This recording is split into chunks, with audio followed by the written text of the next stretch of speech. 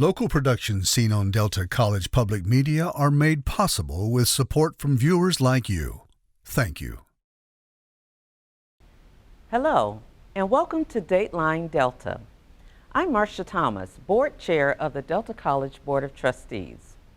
On today's show, we will look at the partnership with the Michigan Economic Development Corporation and see how the dual enrollment program is helping Delta College.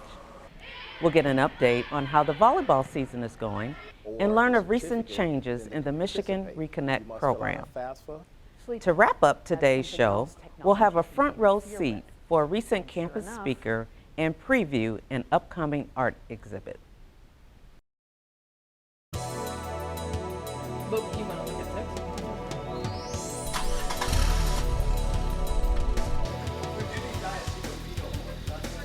What's the description for horn blend?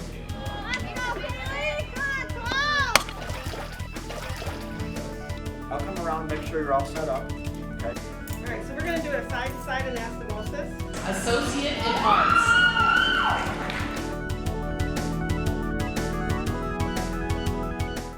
Delta College, in partnership with the Michigan Economic Development Corporation, recently announced an expansion in the semiconductor education and training program.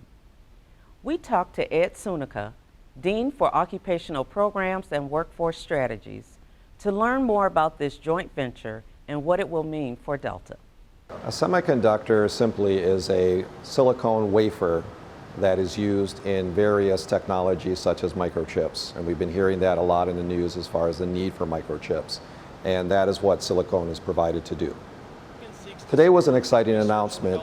Michigan Economic Development Corporation came to Delta College to give us an award that would allow us to develop curriculum to help our local silicone manufacturers, to include SK Siltron CSS, as well as Hemlock Semiconductor.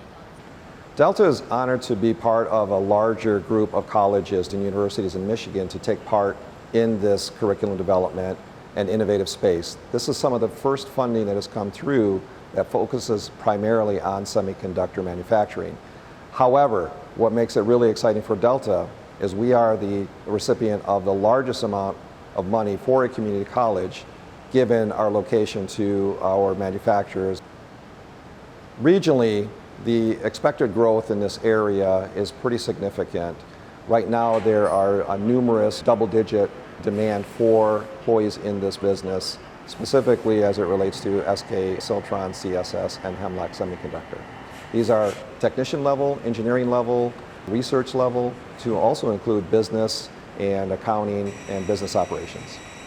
Delta is very excited to have this program up and running as soon as fall of 2024.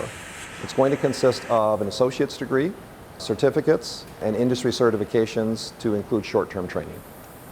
Delta is committing to serving as many students as we can, and we're looking to serve at least 100 students between the 23 and 24 academic years. Delta is very fortunate to have the STEM Explorer, which is a vehicle that is able to travel around and share STEM experiences for K-12 students. The bus will be equipped with silicon manufacturing process and information about what silicon is, where it comes from, and the importance of its use in current manufacturing and technology. It's our hope that we will have that by spring of 2024 up and ready to go. Delta is very fortunate to be in the forefront of this technology, working with other community colleges and universities in the state of Michigan, which is unique for our state. We're very excited about that. We're working on partnerships with universities such as Michigan State University to allow students to go through our pre-engineering and advance into that pathway as well. For more information, please contact us with the information on the screen. Delta College's dual enrollment program allows area high school students to take classes at Delta and use the credits they earn to fulfill both high school and college requirements. We talked to Lindsay Barassa, Associate Director of Admissions and Dual Enrollment, to learn more about this popular program. Delta College has been offering dual enrollment programming since 1996 when the Dual Enrollment Options Act came out with the state of Michigan and the Department of Education. So we've been offering dual enrollment classes and programs for over 25 years. Over the years, dual enrolled students have increased at Delta College. So over the last 3 years, we've increased each year by a few hundred new students coming into Delta taking courses. And this year, for the school year of 23-24, we're nearly at 1,500 dual enrolled students. Some of the benefits of dual enrollment for students are students seek dual enrollment options at Delta College to get ahead in their college career. They mostly want to transfer those courses onto one of our university partners. They're also seeking degrees at Delta, completing our advanced certificates and associate degrees. And they're also saving money as well because their schools likely pay for their dual enrollment courses. Dual enrolled students are typically taking courses mostly for transfer opportunities, so in alignment with our Michigan Transfer Agreement courses. A lot of English, communications, sociology, psych, math, chemistry, and bio classes. The benefit to Delta to have dual students on our campus and learning in our classes is we are promoting a college-going culture. There is a lot of research pointing at dual enrollment as being an opportunity to enhance students' completion of their high school, as well as if a student takes dual enrolled courses, they're more likely to complete a college degree. Dual enrollment starts for students in high school. They can start as early as 9th grade. Typically at Delta College, we see students start in the 10th or 11th grade. Our dual enrolled students are taking the very same courses that the rest of our college students are taking. So they are mixed in with our diverse group of students. They get to experience college and they understand how to navigate college and coursework. They work on time management, enhancing their study skills, and overall it makes students a much better college student. High school students who are interested in dual enrolling at Delta College should first speak with their high school counselor. The conversation really starts there. They'll have a discussion about completing high school requirements and where they're at and what courses would work well for them in taking dual enrollment at Delta College. And registration for the next school year will start in early March. Dual enrollment is a great opportunity for students to get ahead in their career, get ahead in their college credits, as well as get ahead of completing a degree. For more information on dual enrollment and early middle college programs, visit the information on your screen. The Delta College women's volleyball team is now in its second year and is competing at a high level. We talked to Angie Compton, head coach of the volleyball program, to hear more about the team and what to expect this year. The impression's great. We were having so much fun, and I knew when we were bringing these girls in this summer that they were not only ballers, but they were just fun-loving girls that are good people, and my impressions are great. Everything at Delta's been great. There's a lot of structure, and my girls are we're having a really good time. Right off the bat, we just came out right from the gun, just blazing right away. And I was super proud of us for that because a bunch of new girls, some of us have never played together and it's hard to build that connection right away. And we came out and beat Owens, who was #1. So just doing that bond right at the beginning of the season was really awesome. Going down and beating Owens was super exciting and awesome to see that all our hard work from preseason paid off. And I'm excited to see how postseason goes when we get to play Owens again, just to see where we're at and how we've improved. The team's chemistry is goofy fun. You just saw them throwing balls at me. When we're in the gym together, they are just fun and goofy girls, loving their time together. Their chemistry is really, really great. It's funny because practices are very hectic. Coach always has us doing a lot of things all at once. Balls are flying at us and it's kind of like a war zone, but when we're actually on the court, I think we're actually very smart the way that we play. We like to mix things up. We like to keep a fast pace, but making sure we're moving together, and sometimes we get hectic, but that's just because we're going all out for balls. It can be up and down sometimes. I feel like we always match our competitions, but I feel like you see that a lot. We just love being together. We'll go guns a-blazing if we need to. We can mix things up. We can throw new people in. We're very close enough where if something happens, we need to do a quick sub, they're right in on it, so our bench is active too. I would say that we're a little frustrating as a team. for other teams, just because I think we tend to keep the play going when maybe they don't think that we should. We're pretty fast-paced, but we just do the nitty-gritty things to keep alive. And then, I have a great offensive attack. So we're very offensive-minded. Like I have some heavy hitters and really smart players. So I would say that's probably the best thing that we are, is we are smart.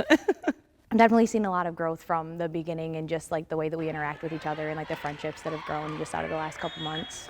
Usually our second set is our lowest hitting percentage. And recently I know for sure our past 2 games, our second set has been our best hitting percentage. So like sometimes just focusing on those little things can help improve the games even more. So like every day we're just getting better and better. There's been a lot of growth on our team in a lot of different ways. We used to struggle in games, like set 1 we come out super excited and we're like so excited to play. Set 2 they're like, we're done. So our hitting percentage has been like really up and down, so we've been really up and down. But now our set 2 is like our top game, like that's our top of our game typically, and we've really flipped the script on that one, and that was important to us. Mostly what we're focusing on is going to nationals. We all want to get there, like that's one of our big things we want to do, but we also want to just be a cohesive unit, like just focus on us. Like when we go into a game, we don't want to worry about them. We want to stick together and do what we know how to do and run our game. Thank you guys. I mean, we love playing here. We're super excited. We love the support from the community. We would really love if you come out and watch some of our games. We're almost done with our season. We really want to make some nationals, and most of our games left are home games, so if you can pop out, that'd be great.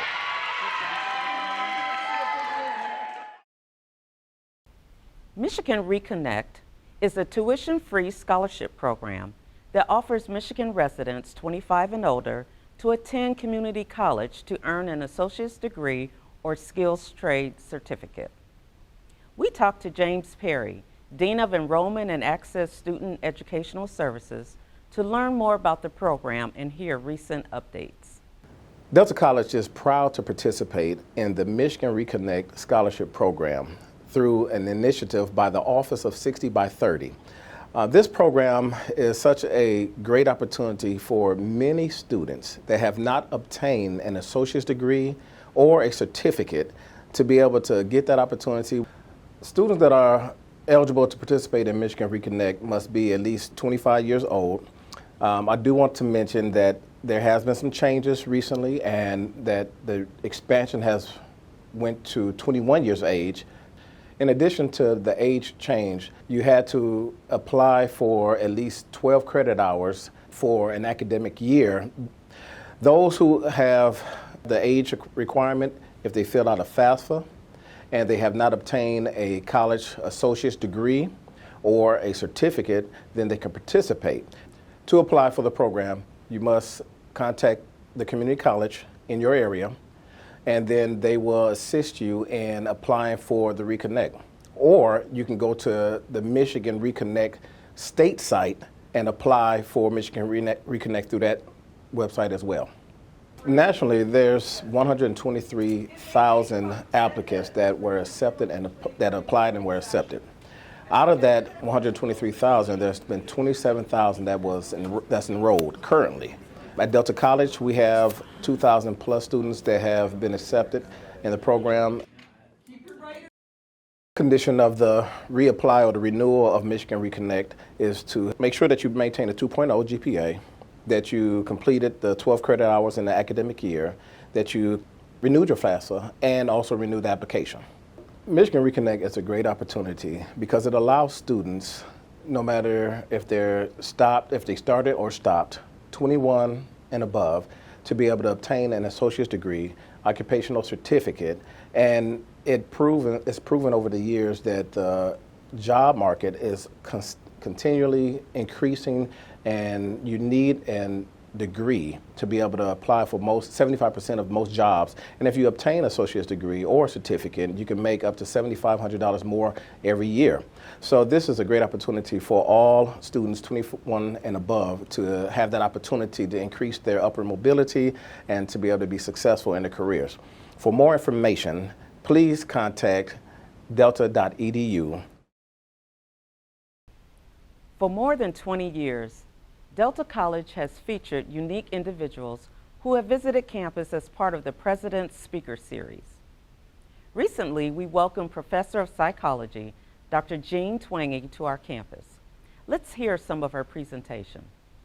So, how can we figure out how generations really differ from each other? I think the best way is to go straight to the source, to ask young people how they spend their time, what's important to them, how they're feeling. And fortunately, several large and nationally representative data sets have done that. Even better, some of those go back decades. And that is really powerful because it means we can zero in on each generation when they were young. We can figure out what has really changed, what's actually different. President Speaker Series has been around at Delta for more than 20 years, and from the beginning, our mission has been to bring great speakers to our local community. Over the years, we've hosted astronauts, we've hosted journalists and politicians and NFL referees and mountain climbers and media personalities, including John Quinones earlier this year. And we've been so fortunate to have a big turnout at so many of these great events, and this year's event was very much in line with that. We had a packed house at the lecture theater. The audience today heard from Dr. Jean Twenge from San Diego State University, and she was talking to us all about differences between various generations. Her most recent book was entitled Generations. She was talking to us today about many of the challenges that teenagers and young adults are facing today, given the popularity of social media as well as the proliferation of technology that's widely available.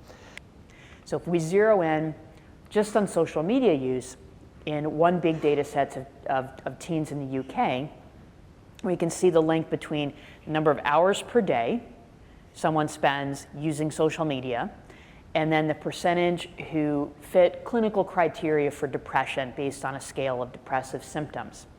So here's how it looks for girls.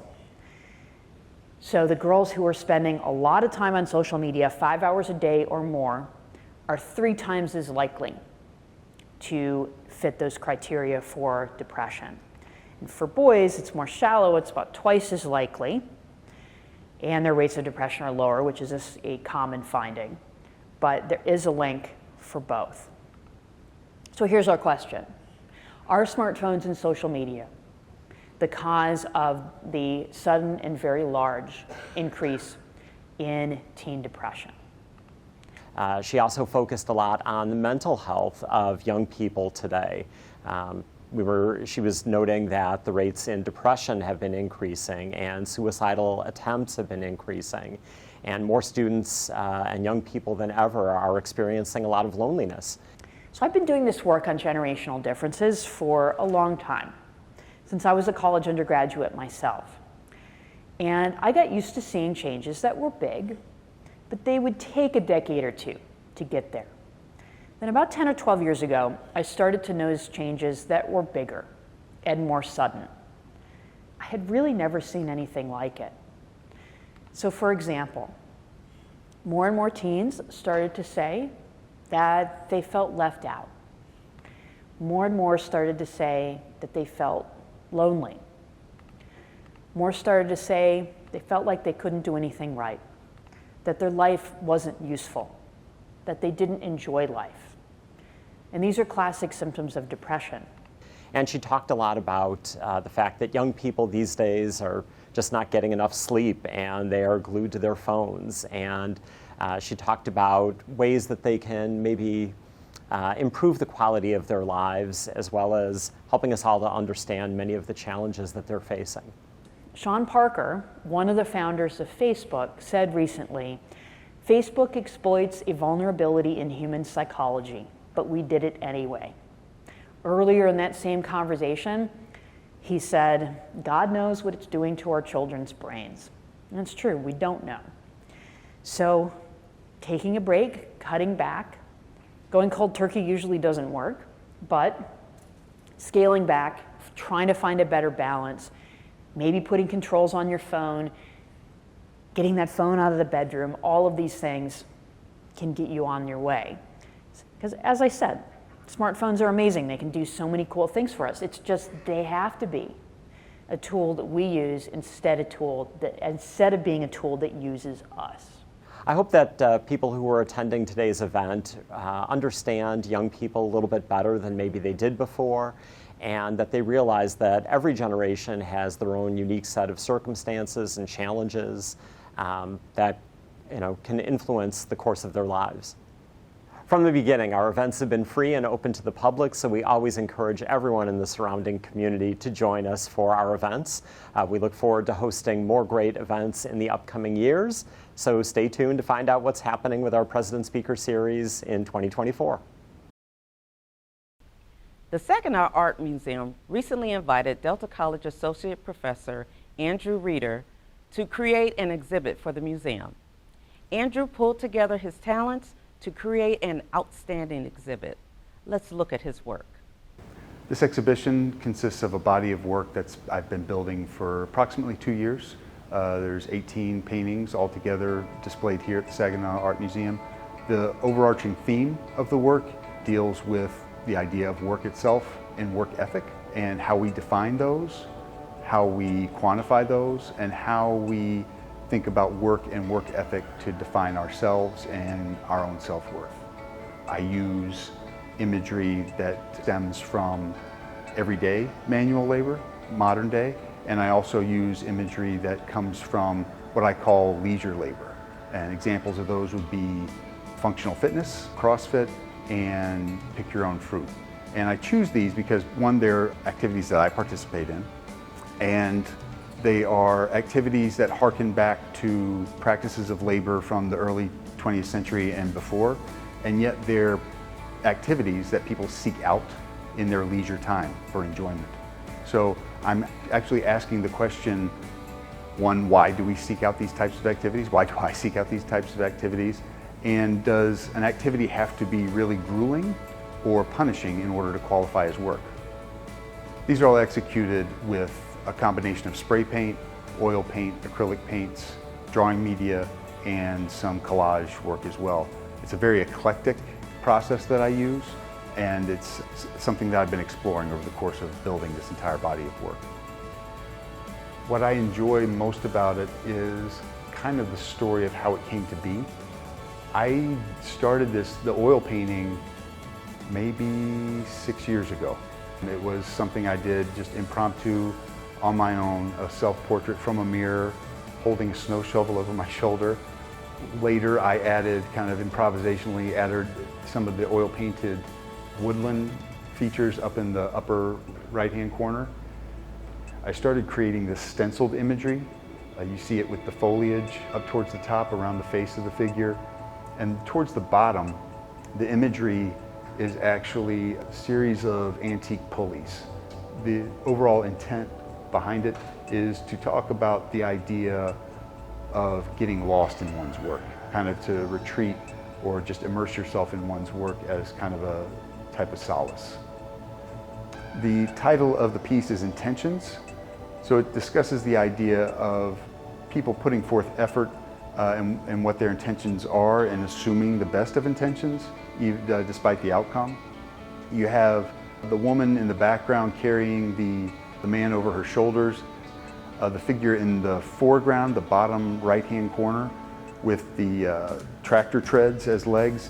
He's inspired from Greek mythology, the idea of the centaur having being half man, half horse, but in a more mechanical sense in this case. But that's also another CrossFit athlete using a rope pull. In this case, he's pulling a knot around the vulture's legs to protect this child who's in the lower left-hand corner. This piece is a combination of acrylic drawing media, acrylic spray paint, and acrylic paint. The content behind it it's intended to be really chaotic and kind of confusing, to communicate this idea that in the confusion that all of us experience in our day-to-day lives with the tasks that we have at hand, it's often difficult to recognize and discern all that our peers have on their plates as well.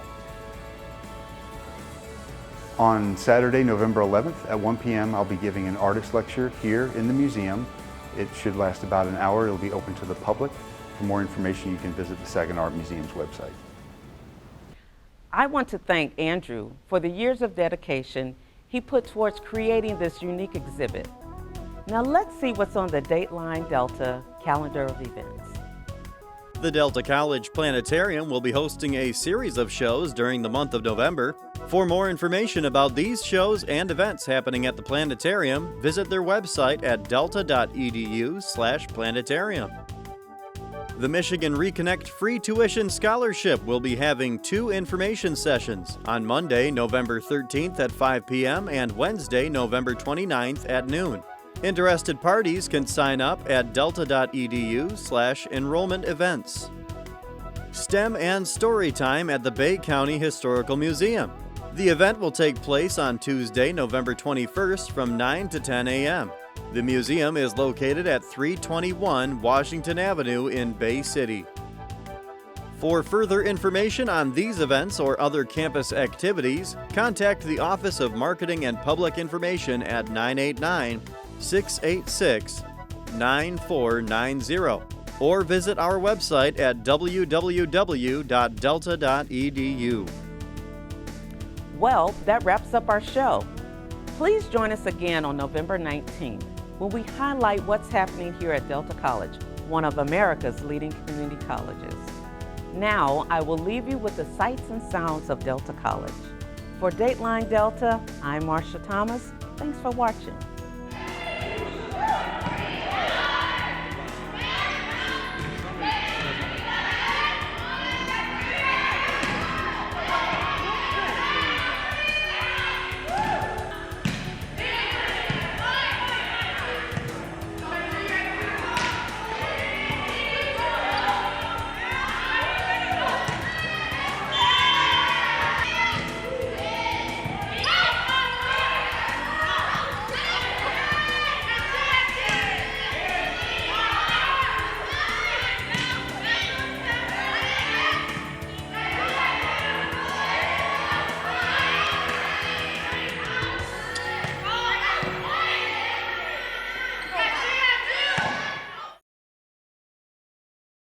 Local productions seen on Delta College Public Media are made possible with support from viewers like you. Thank you.